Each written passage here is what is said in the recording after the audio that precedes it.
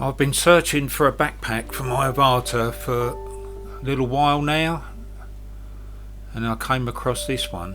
It looks very well constructed. The stitching is really good.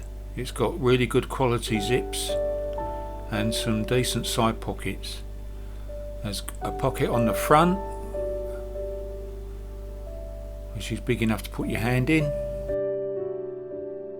The handle itself I'm not sure about, but that can easily be replaced.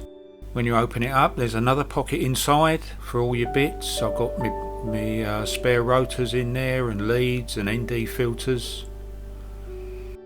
And it takes the motion controller, the goggles,